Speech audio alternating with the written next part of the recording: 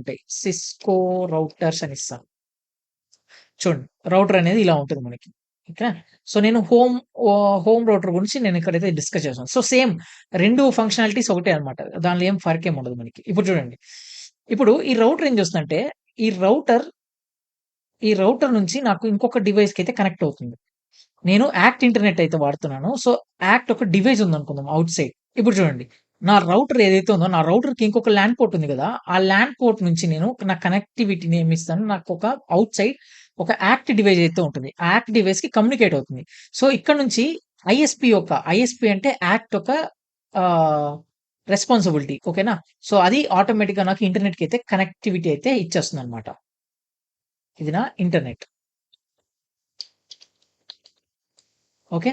So, ఇలా నా physical network అయితే ఉంటది. ఇప్పుడు నేను పింగ్ 8.8.8 అని ఇచ్చాననుకోండి. ఫస్ట్ ఈ స్విచ్ ఏం చేస్తుంది అన్నిటికి ఫ్లడ్ చేస్తుంది. సో, అన్ని రిజెక్ట్ చేస్తుంది. నేను ఇంటర్నెట్ కాదు, సి కూడా ఇంటర్నెట్ కాదని చెప్పి. దాని తర్వాత స్విచ్ ఏం చేస్తుంది? ఈ స్విచ్ అనేది రౌటర్‌కి సెండ్ చేస్తుంది. రౌటర్‌కి రౌట్ చేసే కెపాసిటీ ఉంది. అంటే ఇది నా ఒక నెట్వర్క్. ఇది నా ప్రైవేట్ నెట్వర్క్. నా పబ్లిక్ నెట్వర్క్‌లోకి రౌట్ చేయడానికి ఓకేనా? నా రౌటర్ అనేది హెల్ప్ చేస్తుంది. సో, ఆ రౌటర్ ఎలా హెల్ప్ చేస్తుంది? రౌటర్‌కి ఇంకొక ల్యాన్ పోర్ట్ ఉంటది. ఆ ల్యాన్ పోర్ట్ వచ్చేసి యాక్ట్ వాళ్ళ ఒక డివైస్‌తో అథెంటికేట్ అవుతుంది. సో, యాక్ట్ డివైస్ వచ్చేసి ఇంటర్నెట్‌కి కనెక్ట్ అయ్యి ఉంటది.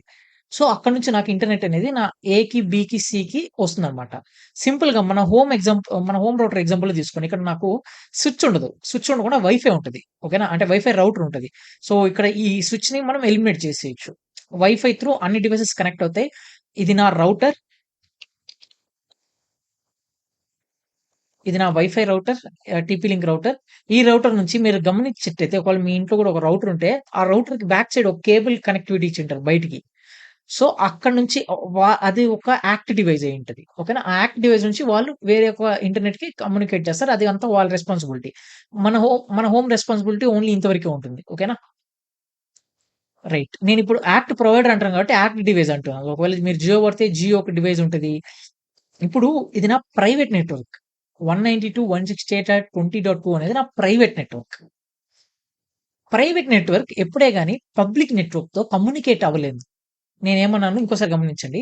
ప్రైవేట్ నెట్వర్క్ అనేది ఎప్పుడు నా ప్రైవేట్ అంటే ఏదైతే యెల్లో బార్డర్ ఉందో అక్కడ వరకే వెళ్ళగలదు. అక్కడి నుంచి నా ఇంటర్నెట్‌కి వెళ్ళేది ఇంకొక ఐపీ. సో, ఆ ఐపీ ఏంటి పబ్లిక్ ఐపీ అంటాం. Public IP. Public IP. ఇప్పుడు నేను టెర్మినల్ ఓపెన్ చేస్తాను చూడండి. ఇక్కడ నేను ఐపీ కాన్ఫిగ్ అని ఇస్తాను.